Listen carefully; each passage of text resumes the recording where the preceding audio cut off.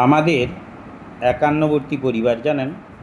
আর সেই একান্নবর্তী পরিবারে আমার পরিবারের ছোট্ট সদস্য আমার পুত্র জয় আর আমার মেয়ে জলি তাকে ফোঁটা দিচ্ছে।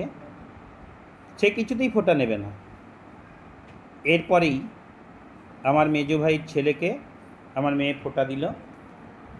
তারপর আমার ছোট ভাইয়ের মেয়ে, সে একাগ্র দৃষ্টিতে বসে আছে, দিদি যা করছে তাই করবে। তার হাত ধরে আমি ফোঁটা দিচ্ছি। আমার ছেলে দেখছেন নাজেহাল করে দিচ্ছে, ফোঁটা কিছুতেই নেবে না, সে কারোর কাছে যাবে না।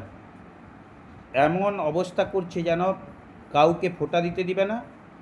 আর যদি কেউ তাকে তুলে নেয়, তার এই যে ছোট দিদিটি বসে আছে, সে নিতে দিবে না, তার ভাইকে কাউকে নিতে দিবে না সে।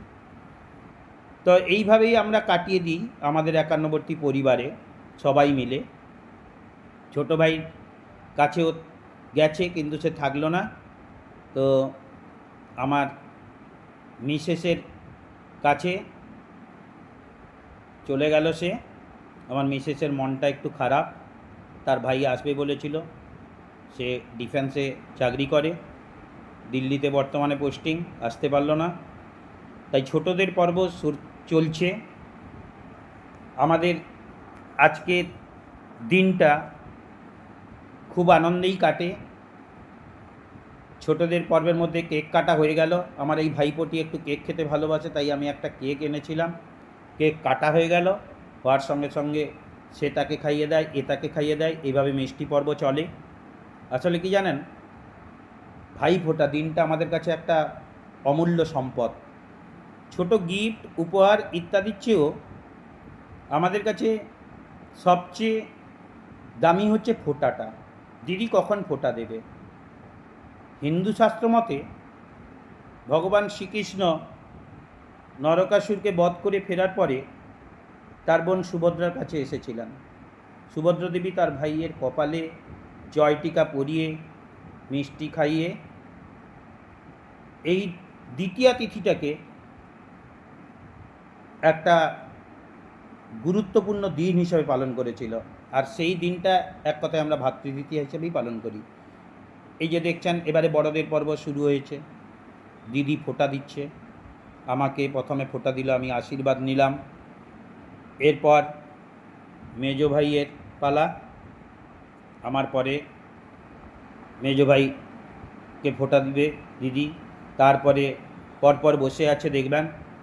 ভাইফোঁটা হচ্ছে ভাই বোনের পবিত্র সম্পর্কে উৎসব, যেখানে বোনেরা ভাইয়ের দীর্ঘায়ু ও মঙ্গল কামনা করে। এই উৎসব ভাই বোনের ভালোবাসা, শ্রদ্ধার প্রতীক, যেখানে দিদি বোন ভাইকে ফোঁটা পরিয়ে তার দীর্ঘ জীবন ও সমৃদ্ধির জীবন প্রার্থনা করে। এই রীতিটার আর একটা পৌরাণিক ভিত্তি রয়েছে, যেখানে যমুনা দেবী তার ভাই যমরাজকে শ্রদ্ধা জানিয়েছিলেন বলে বিশ্বাস, তাই এটি যম দ্বিতীয়া নামে পরিচিত। যমুনা আশীর্বাদ চাইলে যম বলেন যে এই তিথিতে যে ভাই নিজের বোনের বাড়ি গিয়ে তার পুজো স্বীকার করবে ও তার হাতে তৈরি রান্না গ্রহণ করবে, তার ভাগ্যে অকাল মৃত্যুর ভয় থাকবে না।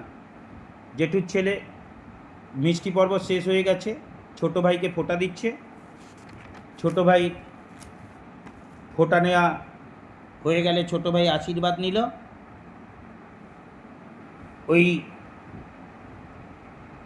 মিষ্টি সুরে দিদির সেই বলা কথাগুলো আমরা সব শুনছি। ভাইয়ের কপালে দিলাম ফোঁটা, জমের দুয়ারে পড়ল কাটা, যমুনা দেয় জমকে ফোঁটা, আমি দিই আমার ভাইয়ের ফোঁটা।